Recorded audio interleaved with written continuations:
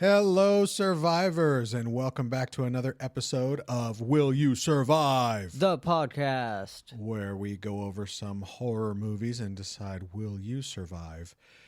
Today, we're going to go over Saw. But first, I'm Alex. And I'm Erik. I thought you were going to forget. I did not forget. Oh, man, I was waiting for it. I was going to let you go for a little longer. I thought you would.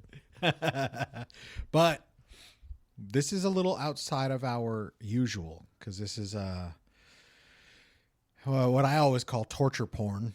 And so this one was a lot less torture porn. This one? Mm-hmm. There were some things that really got me. There are some aspects of the whole premise that I think it's just lacking. One thing I would say is, as soon as cops were killed, there would not be such a low presence. Like that's just absolutely impossible. Furthermore, there is not one serial killer in all of history who isn't obsessed with, I'm going to say, getting caught, but I hope you understand what I mean when I explain myself. Yeah, they have to take credit. Mm-hmm. They have to be known. They have to. Everybody needs to know how brilliant they are. Not Jack the Ripper. That is true. That is true. There's the one. I absolutely love this wild ass conspiracy theory that Jack the Ripper was not one person. I could see. I've heard that, yeah. Jack the Ripper was many different killers who were targeting prostitutes. It was like a... But it was that they followed the same... It had to be the exact MO. Same. Which would have meant that they were a tight-knit group. Which... Or fan club. Now, I think this gives all faith-based people a bad name, because you cannot push morality by doing immoral acts. That's insane to me. Absolutely illogical. Now, No, it makes no sense. You're right. That's kind of what I think is this movie. Oh, you don't appreciate life enough, so let me show you. Also, he was such a bad judge of that. I think so. Like the doctor, Lawrence, why was he there? Because he cheated on his wife? But he or he didn't, though. So that's the he thing. Was going Jigsaw to. thought he did, and was like, you don't appreciate what you have. And then turns out he never did it. And then what the heck did his daughter do? Yeah, what did his daughter and his wife do? Why did they need to die? The whole premise behind this guy, Jigsaw is stupid. I had a major problem with Jigsaw. Major. Huh? What about the many things that he's an impossibly strong cancer patient? Well, yeah, they show him like bedridden as they're going through, so nobody noticed that this bedridden patient is just gone at every single interval that these killings are taking place. Well, I'm thinking maybe he was like bedridden in that moment, but like he was he was way too strong for a cancer patient. I mean, I all throughout the movie. That even at the end where he slams the door shut, game over. Yeah. Like, what the you move so well for somebody in such a late stage of cancer. Yeah, that the whole thing bothered me in that. He took buckshot to the back. Yeah. And just walked it off. Walked it off. What? Which they should have shot him so many times, so much sooner. Yeah. He tried to kill an officer in front of the other officer. Yeah, and then he's still like, stop, don't move, I'll shoot. Just shoot him. And then to go beyond that there was such a low presence. I mean, Danny Glover was forced to leave. I said Danny Glover, but Tapp, I think was his name, Detective Tapp. And he was forced to leave the force. Because he became obsessed with it. Because he became obsessed, but what law enforcement agent anywhere would not be obsessed after this guy killed Detective Singh? That just struck me. The police were strange in this movie. Weak. It was weak. Like, there was no presence. The whole story with the cops annoyed me, and then the fact that he dies in the end, I was like, there was no point to any of that. All right, and Jigsaw is able to fight. Like he's able to fight fully healthy men. Again, a cancer patient just fighting off 2 trained cops. I got the one. What? You know, I like the one when he like pulled the trap? blade out and hit him in the throat. You know, that was fine because it wasn't well organized or anything. It was more luck than anything. But then he's just outrunning But a fucking cop. he's outrunning him. And, you know, I also think that there's probably not a lot of logic that went down with that. Where Detective Tapp got slit in his throat and Detective Singh is like, I'll be back. And he like runs off. Yeah. Like, I'm pretty sure you're calling for backup at this point. You're calling for a bus, an ambulance. Oh, you're right. They never called for backup. That would be important. I understand leaving Tapp because Tapp was telling him like, I'm okay, go. Because it didn't cut that deep. Okay. So like he wasn't bleeding out, dying right there. He was still able to move afterwards. But I agree. Where was the backup call? Where? I do have to say though, one of the things that I absolutely freaking loved about this movie, Dr. Gordon, that is Wesley from The Princess Bride. Is it really? That is. Wow. Carrie Elwes. I don't know how to say his last name. Very different. I'm horrible at names. He looks very different. Oh, yeah. And I thought they did a great job at the end when he sawed his foot off. Yeah. He looked terrible. Yeah, he looked like he was bleeding out. They made that was the best cinematic moment of the whole film because it's an older film and the movie came out in 2004. Yep. Why did it look like an early 90s film? Okay. All the like jagged shots and like I the remember rapid things. camera scenes. Oh my God. The way I remember things in the 2000s, in the early 2000s, this was mid, but in the early 2000s, they shot a lot of movies to look like the 90s. Yeah, it was weird, right? Yeah. Like the early 2000s was like trying to replicate the 90s. And I think, if I'm not mistaken, you and I said some of these things in previous episodes. They may not have made it onto the podcast, but we were talking about some of the things that do exactly that. They're just... You remember that ad that's like, you wouldn't steal a purse, you wouldn't steal a car, you wouldn't steal an air conditioning, so don't pirate. That's stealing. Don't pirate. It was the exact same kind of directing. Yeah. Yeah. That like rapid scene changing. But this one was like chaotic. It was. I did not lose interest, though. No, it didn't make me lose interest, but the whole time I'm like, it's like overwhelming me with the 90s. Yeah, well, and what I got to say is this was recommended to us by one of you survivors, Mobster Straubs. Thank you. I'm not usually into these types of movies. Some of the things I will say that are very interesting to me is, number one, would I be caught off guard by somebody rushing me? I don't think so. And the reason why is because I am a weirdo conspiracy theorist. I'm always looking over my shoulder. I don't like people walking behind me without knowing who's there. I'm not obsessively curious. If I'm out in public and I hear a noise, I don't really think like, ooh, I got to find out what that is. Oh, you mean you've watched a horror movie before? Then there's that. I mean, I don't often think that I'm in a horror movie. I always, okay, you and I have said this before, and I think it's more for fun for both of us, is as we're going about our day, as we're going about public, and this is usually me at nighttime, it's quieter, there's less traffic, there's less foot traffic, all of that stuff. When I used to jog at night, I used to love to do this. I'd see somebody walking down the street and I would think, what would I do if that's a zombie? How would I react? I don't know if I've ever seen somebody and thought that, but I have thought like, man, it's 3 a.m.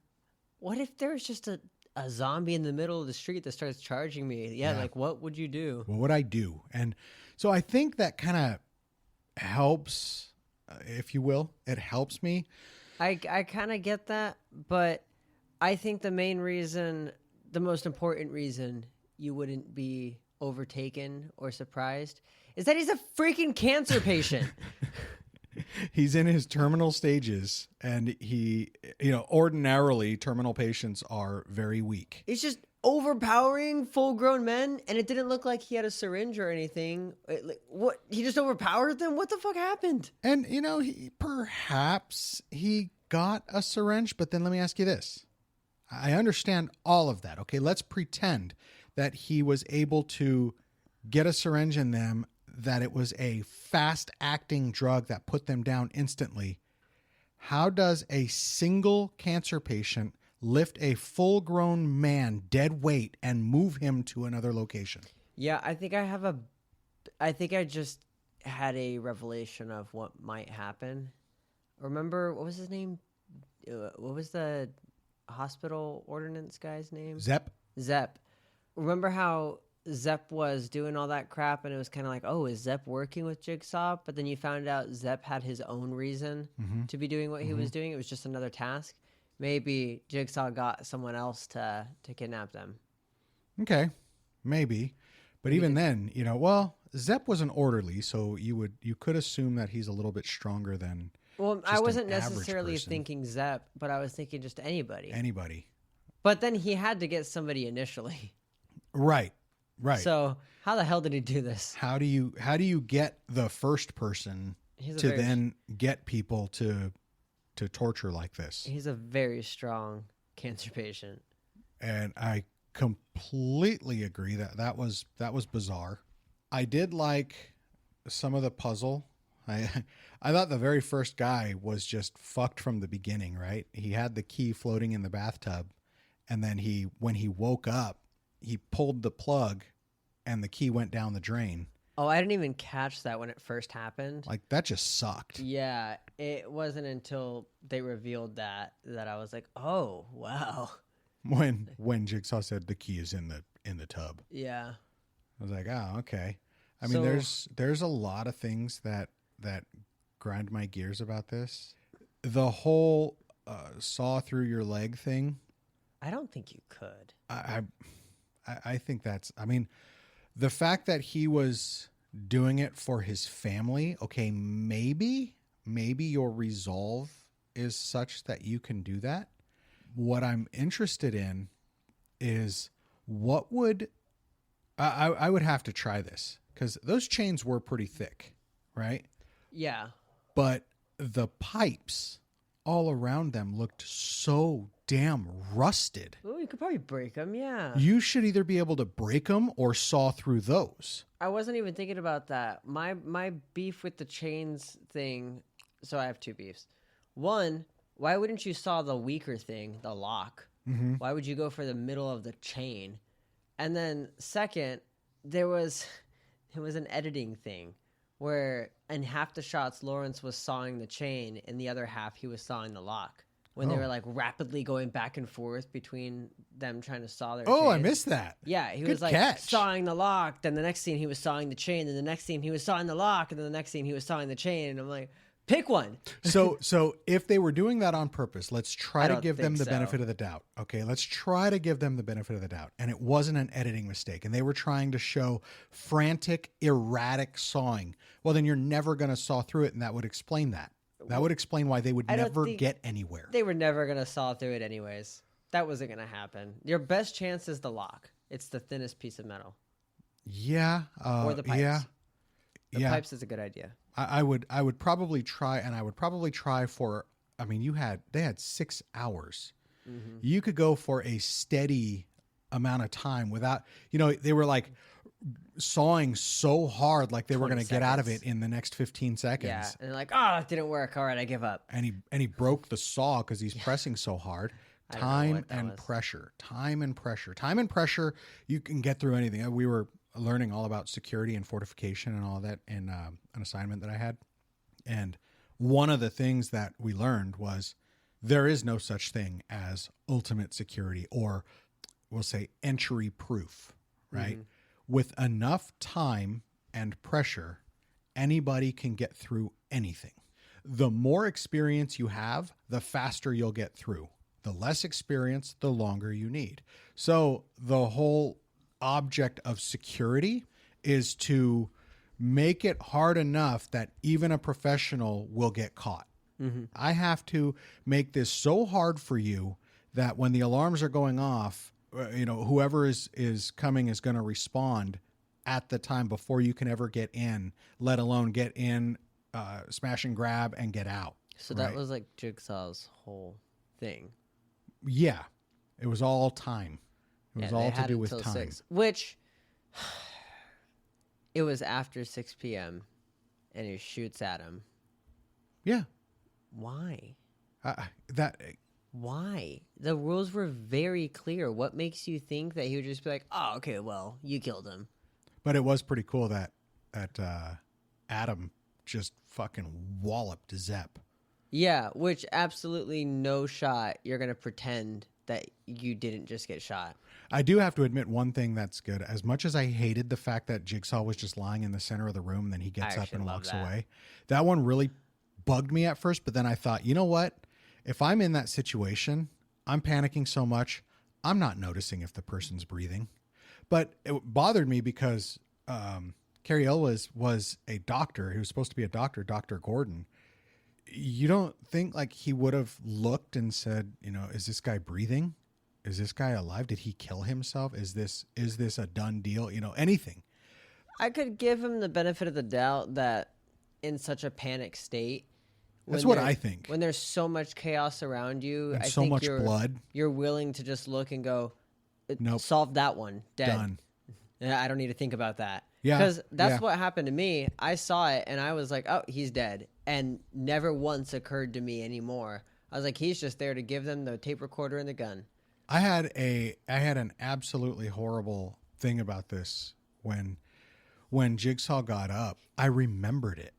You did? Yeah. You've seen it? I don't recall ever watching this movie. I don't recall Danny Glover being in it. I don't recall him dying. I don't recall the Detective Singh being killed by the shotgun. I definitely don't remember Zepp being killed in the room. But there was some reason, maybe there was some clip somewhere, something that I saw, but I was like, oh crap. Like I remember this for some reason, and it just baffled me. When he got up for a split second, I was like, "Is he a zombie?" Oh, that's good. Because just the way it looked. Yeah. But alas, he was not. No, he was not a zombie. A very still cancer patient. I mean, that's a lot of resolve right there. That he could stay completely still, no sneezing. For 6 hours. Like he didn't catch a little whiff of something and sneeze dirty ass. Right. Like bathroom. How convenient that you were able to lie completely still for 6 hours. The toilet. Oh my God, that was awful. Ew. That was awful. Ew. But it was funny that he said, I should have checked there first, or I wish I would have checked there first. I was watching. I thought the same thing. I would have checked the tank first. Yeah. Same. Silly. And that's why I don't think zombies would ever be a real threat. I agree, because... Whoa! I'll get my kukuri! Wait. I think he's saying something. Zombies don't talk. Just wait a sec. What was that? You need a loan? What, are you going to buy a house? What do you need a loan for? I think he wants to buy a home. Don't we know someone who can help him with that? Yeah, we do. Have you heard of Corinne Salas at Next Home Grandview in Glendale, California? Mm-hmm. She can help you get moved into your forever home now. Your eternal resting place, if you will. Or forever home. That works. Don't miss the opportunity of a lifetime like this guy. Call Corinne today at 714-510-6443. You can also find her on Instagram at Next Home by Corinne, or visit her website at corinnesalas.nexthomegrandview.com. That's CORINNESALAS.nexthomegrandview.com. Not food. I don't think I would get caught in this situation if I'm able to maintain my current situational awareness. I don't like to go investigate things in public because, number one, it's not weird to hear noise in public. It's only weird to hear noise in public in a horror movie. right? You're walking in a parking lot and you hear something. It was a kind of sketchy parking lot, and he got his picture taken first, which was weird. Yeah, I mean, he didn't know that he got his picture taken, but he kind of was like, "What was that?" You know, Yeah. which was bizarre that Adam was stalking him. Yeah. Well, so like, why was Adam there? I don't know. Why were either of these guys put in this position? He said he was just a voyeur. It wasn't like I've thought for a second that that Dr. Gordon's wife put him up to it. Yeah, well, I thought they were banging, and then I was like, oh, he's a PI, but then Jigsaw said he was a lawyer, so I'm like, I don't know what the hell this guy is, but he's a photographer. Like, I did not quite get what was happening with all of that, but being in the situation, I think they gave up on sawing the chain or the lock way too fast, and they tried to escape in such a short amount of time. Although if they started succeeding in sawing, perhaps Jigsaw would have just electrocuted them. True. Which, okay, where the hell were the chains hooked up? Well, and that too, there would be a wire that you could just destroy. How? There'd be no way that he could.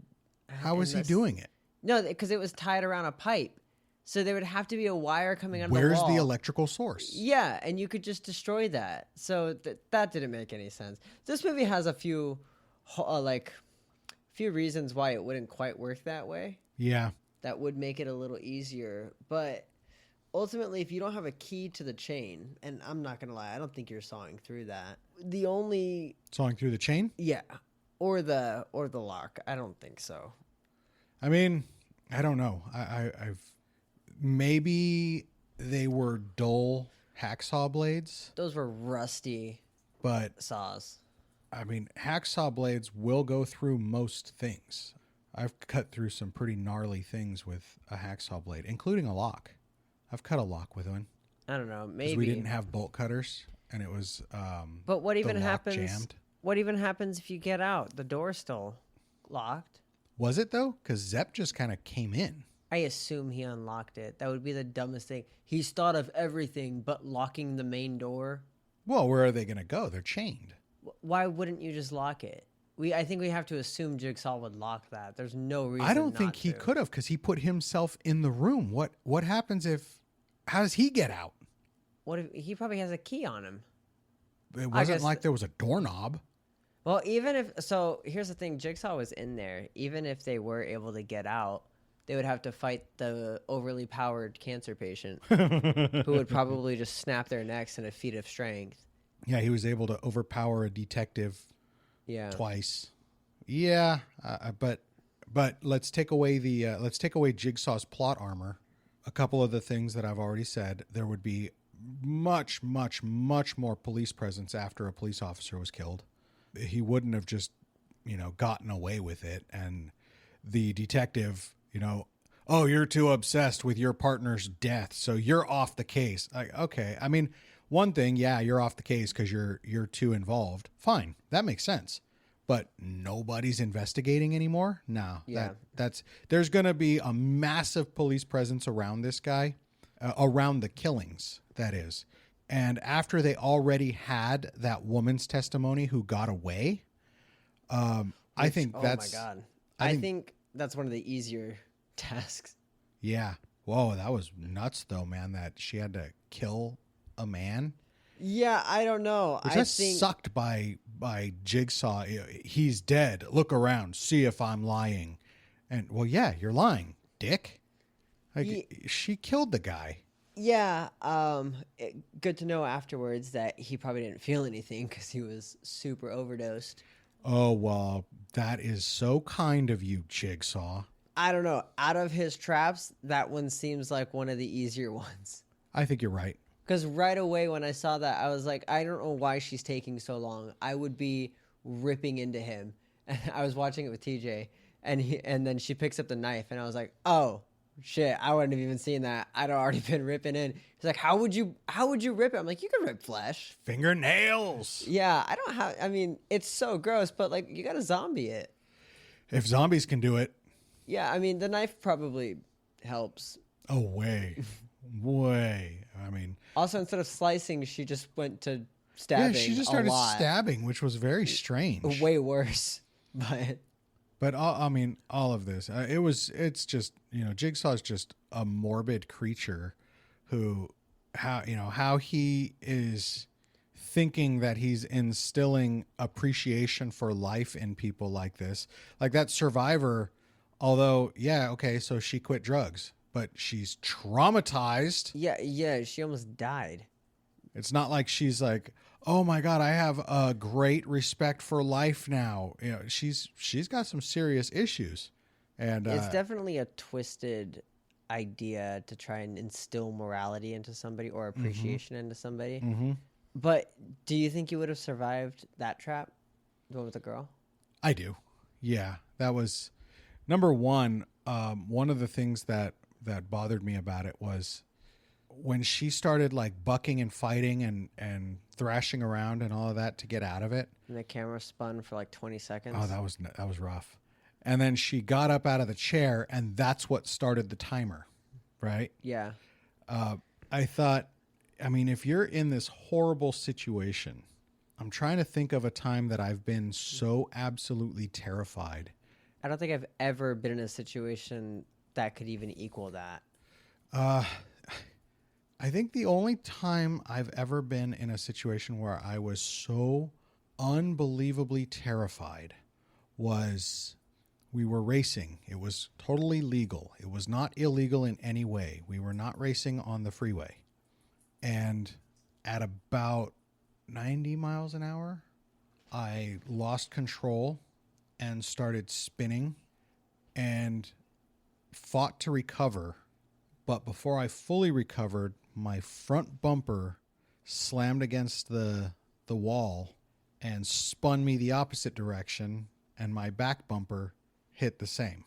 It was absolutely horrifying losing all control like that at that speed and trying to keep my breathing under control, because I knew if I panicked, I was just done. By the way, it was raining, so I did hydroplane. That was what caused it. It's absolutely hard to force yourself to breathe. And that's the number one trick with panicking. Breathe. Don't hold your breath. And that's what you typically do is you start taking shallow breaths, really quick, rapid. And it causes problems because you're not getting enough oxygen. And then the chain reaction occurs of panic. So that's the only time I've been in a situation where, well, that's not the only time. But either way, one of them. It still doesn't compare to a reverse bear trap in your jaw. That's true. They're here. Who? The zombies. I thought the gate would stop them. They knocked it down instantly. How much time do we have? They're already here. We should have bought that beautiful Los Angeles dream house in that safe neighborhood that Corinne showed us. I know, it was so much more defensible, and Corinne would have had us moved in before the apocalypse. Do you think it's too late to call her now? I'll try. No! We should have called Corinne sooner! Don't wait until it's too late. Call Corinne Salas today at 714-510-6443 and buy your Los Angeles dream house now. That's 714-510-6443. You can also find her on Instagram at Next Home by Corinne or visit her website at corinnesalas.nexthomegrandview.com. That's CORINNESALAS.nexthomegrandview.com. Waking up like that would be pretty damn terrifying. But again, I think, some crazy ass guy tells me there's a way to get this thing off. I don't know. I don't know if you even trust him, but then what's the alternative? Yeah, exactly. So you have to try, and then I don't know. I feel like that is one of the easier traps. Less so, I guess it is a trap, because the thing on her head was the trap. Right. She barely made it, too. What Yeah, about? that was nuts. It was really close. What about the glass shards on the floor, covered in petroleum jelly, and using the candle? Oh, dude, that wasn't petroleum jelly. Oh, what was that? It was a flammable gelatin. Oh, I thought. It's like maybe think that's of the same thing. it's like the chemical compound for napalm.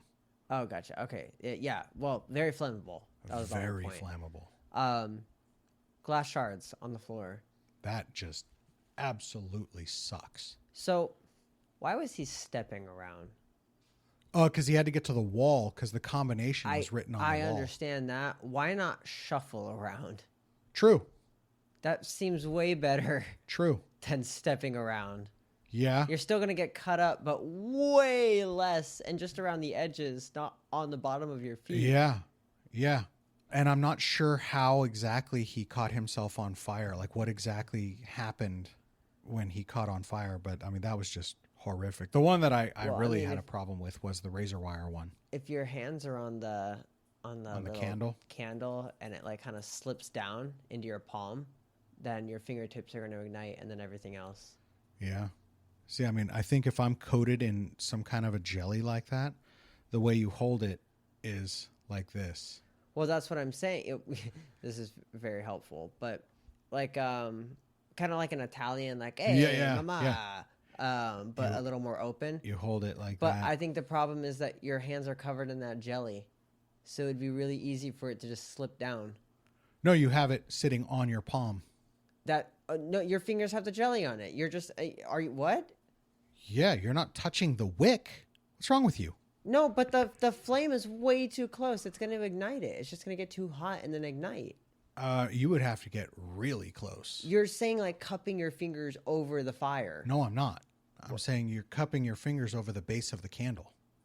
The candle sits on your palm and you're It was like a little like teacup, like our tea light candle. It was a tea light candle? I thought it was just a regular candle. No, it wasn't. It was not a regular candle. It was like a little. It had like the little metal, cylindrical bottom. Then in that case, I think you just hold it flat. Right. Palm. That's what. Yeah, flat palm. But I mean, again, I think that's easy for it to slide around. I could see how you would catch fire. That's my whole point. Especially if it was really slick, right? Yeah, but that's a fuck. I don't think I survived that one. That's a fucked. Hey, that's awful. First of all, how do you even know where the combination starts and when it ends? Right. It's just all numbers on the. Did you ever play the Black Ops campaign? The numbers, Yes. Mason. What do they mean? Yes. That was that. There's just a whole bunch of random fucking numbers. Yeah. The razor wire one. That one bothered me. I think I'm small enough that maybe I could maneuver. You are. That dude was big. That was a big dude. That was part of the problem, and he got so desperate. See, Yeah. I definitely think like I could see that happening. man. I mean, he was naked, so there was nothing. The way I've done it in the past, climbing over razor wire, was throwing a jacket on top of it and climbing over. That was no problem. You got But nothing. how do you get through razor wire with absolutely nothing on you? Yeah, no, that was messed up. And then I don't even know where he was like supposed to go. Out that door. Because if he Man. didn't get out that door, it was locked and permanently sealed, which again, how? Yeah. How does Jigsaw have access to all of these properties? That's what TJ said. I watched this with TJ and he was like, how the hell does this guy know where every abandoned factory is in the freaking city? And I'm like, yeah. And how are you so confident? It like, we talked about, it must take at least a day to make this trap or to like place it in. Then it's going to take maybe, if you're lucky, a day to get the person in there. Mm-hmm. And then you have to wait for the whole thing to play out. Mm-hmm. And you're really going to gamble that nobody's going to show up in all that time? Right. No homeless people? Nothing? And then, like he said, it's electronically sealed. How do you have electricity coming to this abandoned building and nobody knows who you are? Yeah, and no one can open it. I don't know. Bothersome. Problems. Yeah, definitely. I don't even know if this was just the time. To be honest, I was most fascinated for Saw because of the traps. That's like its whole thing. And this was a lot less traps. I've heard that this is probably the most story-driven movie. TJ recommended we watch the second one, but then none of the other ones. Okay, I gotta read you something that is really kind of. I said this as soon as I saw it when Dr. Gordon found the cell phone, and he tries calling 911, and then he says the cell phone has been blocked. Mm-hmm. There is no cell phone in the United States that can be blocked from calling 911. Exactly. Also, I don't think phones can be programmed to only receive calls. Right. There was, FCC rules require every telephone that can access the network to be able to dial 911, regardless of any reason that normal service may have been disconnected, including deactivation or blocked phones. Mm-hmm. So, if this was real life, I think we survive. Yeah, I mean, I think you get a phone, you're calling 911, no problem. And it's Jigsaw's over. like, wait, what? Right? Electrocute him. I didn't know you could do that. Shock him. I guess Jigsaw was there. He could have gotten up and taken it and be like, you ruined my game, man. You weren't supposed to do that. You messed me up, man.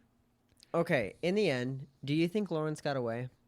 I don't know. I was thinking exactly that because Jigsaw goes after him, and I almost felt like he went after him to kill him. Mm-hmm. That's kind of what I think. Also, if we're going by the rule that you have to see them die for them to be dead, we didn't see Adam die. Mm-hmm. We don't know. Is there really anything else to say about this movie? You know, there were some, like one of the things that I brought up to you off the air was it's interesting. I completely agree with you, but it is interesting to think that Jigsaw gets caught and gets put on trial, and not to say that this would be a successful defense, but his defense could easily be that he did not kill a single person. If your theory is true, that he got someone else to kidnap them and put them in the situation, then he didn't even kidnap anybody. That's still, if you hire a hitman, it's still murder. Correct. But the question would be, how did he do it? How did he do it? And do you catch the person that did it? He put the trap on the chick. He put her in that room. But what if he didn't? See, you were bringing up the fact that... But then he still put poison in somebody else's body and made them do a task to get the antidote or whatever he did. He's still responsible no matter how far back you go. What poison? Zep. Zep had poison in his blood. Oh, yeah. And he needed the antidote. I thought you were talking about for himself. No, so who's to say he can't do that for anybody? But eventually it comes down to the original person he kidnapped and forced to do this. He's still responsible. Which it still that doesn't argument make would sense. Never hold up.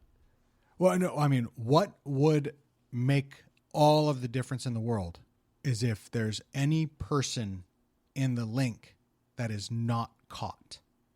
If there's a person that you can't prove I paid anybody, you can't prove I made anybody do anything because you haven't caught this middleman, right? You're saying I did all of this. That person did all of it. And you don't even know who they are. You're blaming me for what somebody else did. Do you have my fingerprints on anything? No, we have this John Doe. Okay, so then why are you blaming me? How can you say that I did any of it? You don't have any direct link to me and those victims. Yeah, no, I think if he gets caught, they have the direct links they need. I don't know. It all depends on how he did it. Because like and this was really shady, but the way the police had said, he technically didn't kill anybody. Yeah, that's so stupid. That's not a good argument. It is in a courtroom. No, when if you he set up the traps. No. You're thinking of it from a movie viewer. You're watching a movie. You've seen this guy do these things. You know he's done them. Now, remove yourself, and you're hearing somebody else tell this story. So this man just happened to be there, running from the cops. Just happened to run over this trap and didn't set it off. And then Singh came by and set it off. I didn't know that was there. I didn't do anything. I'm the only person in this room. They didn't see him. Remember, Tap kept thinking this was Dr. Gordon. Yeah. That's why he was watching Dr. Gordon's house, and he said, I should have never let you go. I never should have let you go. He, to the very end, thought it was Dr. Gordon. So even after chasing the guy down, he didn't know it was Jigsaw. Or John was his name. But if they caught him, like we're saying, if they caught him, they would have caught him in the act. Because how else would you catch him if you don't know what he looks like? Well, okay, that would bring up the question, when and where did they catch him? See, if they caught him immediately after setting the booby trap and killing Detective Singh, yes. I think you have a really good shot of proving that it was him. Or if they because he catch also him, tried to slice freaking Detective Tap's head off. or if they catch him in the act of setting up any other trap. Setting up, yep. Setting up, getting somebody there, it happening, no matter what. So, if they catch Jigsaw, they've caught him in the act. My argument was from the detective's position. Not to mention, it said that he always likes a front row seat to his traps. Right. So if they caught him at it, yes. So in the argument that if he gets caught, that would never hold up because they would have caught him doing it. Well, no, not necessarily. Not necessarily. They conduct the investigation. They start finding clues. They start getting closer. They catch him not in the act of doing something, but they find links to him, right? Let's say they find DNA. They find... then they have what they need. Not necessarily. You have to understand, you have to be able to prove motive, opportunity, and means. And I think this guy has like the greatest thing because my own argument. Who the fuck is going to believe a cancer patient? That's what I'm saying. Yeah. My own argument would be like reasonable doubt, dickheads. I could see I'm that. an infirm cancer patient. How do you think I can overtake fully grown men? But if they found out about Zepp, then that's all they need. That's where I think if you catch all of the people involved, he's done. He's cooked, and that's death penalty right there. Mm-hmm. Which is very unfortunate because it would take like a decade and a half or two to do it, to put him to death, unless it was in Texas. True. I don't think Texas does that anymore. Maybe they still do. They just get her done. I don't think they do it anymore. But what do you mean? You don't? They definitely do the death penalty. I don't think they do the electric chair. No. Yeah, okay. They do lethal injection, I think. You might be able to request it. There are some states that you can request it. Which seems way worse. I think so. Well, but then again, I'm hearing horror stories about the lethal injection. Yeah, but you don't die. Well, I guess you don't die right away either way.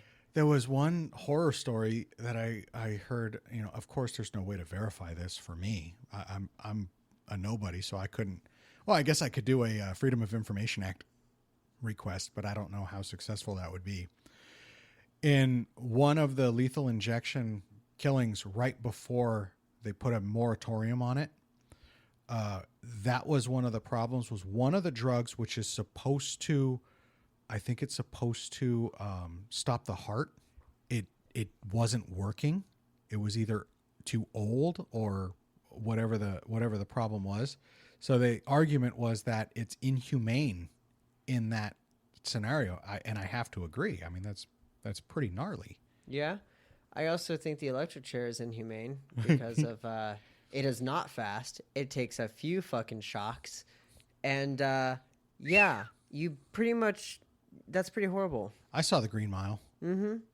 So I've seen what was that one movie that came out recently? It was about Nefarious? Yeah, Nefarious. Oh my god, that was gnarly. That was a rough one. That was a pretty trippy one. That one's very religious compared to horror. That's a whole like, will you survive? That is a whole fucking spiritual battle. So let me just give you a couple of fun things here. After Lawrence speaks on the cell phone for the first time and the line goes dead, there's a dial tone. Cell phones do not use dial tones. At around 12 minutes, when Lawrence tells Adam to throw him the tape player, Adam is sitting on the floor. Adam throws it straight ahead of him. Lawrence catches it in an upward direction. Okay. From the angle that Adam threw the player while sitting on the floor, Lawrence would have to crouch down. Also, Adam threw the player with one hand. It is more likely that the player would be turning as it was in the air. Lawrence catches the player in a non-spinning motion. Okay, those are all... Like, I get it, but those are all really stupid critiques. Well, they're just called factual errors. Yeah, that's so dumb because you're not going to be able to recreate that. I think what we should be judging is just their throws.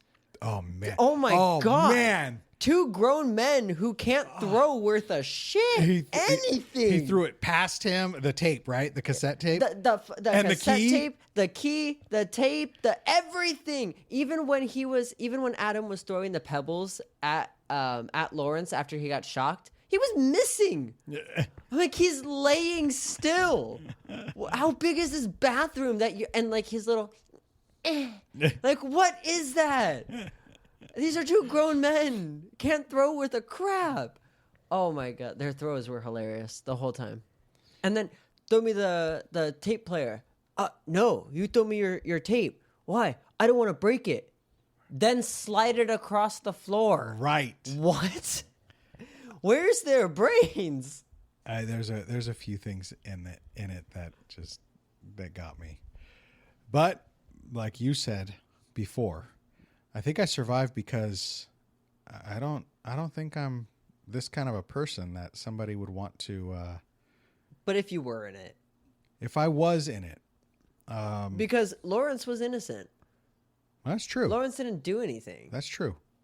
I think yes.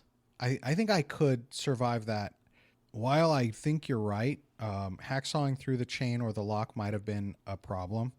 I think that a lot of the piping, a lot of that, I would have rather just broken that shit to get myself free. I also think you're right in the sense that if there was a cable somewhere that was providing electricity to the ankle shackle, I think you find that, you break it, you rip it out, you free yourself in that regard, and then you're able to take some time to break some of the piping to get your chain out and get yourself away. Yeah, at least give yourself a chance. I think that's the critical part of this.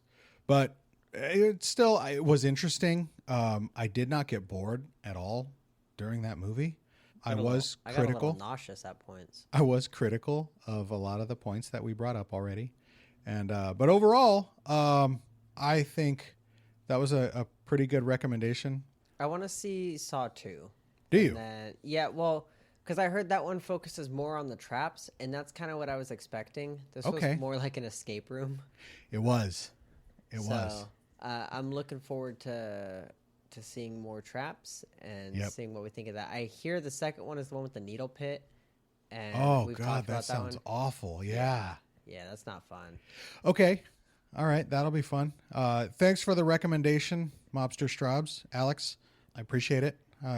Although critical of the movie, not critical of your recommendation. I thought it was fun. I was not bored throughout the entire thing. Very interesting premise. I think some storyline and plot problems, but I definitely think it's like a cult following. I agree. Because they're on Saw 10. And I got to say, thanks for recommending my man Wesley. It's the Princess Bride himself. Oh, yeah, you really like that movie. I love that movie. He looks so different. That's so shocking. He so does. He's so much older in this. That is so shocking. He's also the Robin Hood in Robin Hood Men in Tights. I've never seen that. Oh, God. That's another goofy one. All right. Well, remember, guys, hit us up on all of our social medias. We are on Instagram, Facebook, Pinterest, TikTok at Will You Survive the Podcast. We're on X at Alex and Erik, WYS. And you can always email us to alexanderik@willyousurvivethepodcast.com. Please send us more recommendations. I love getting out of my normal comfort zone and watching something different. This was fun. Woo, traps.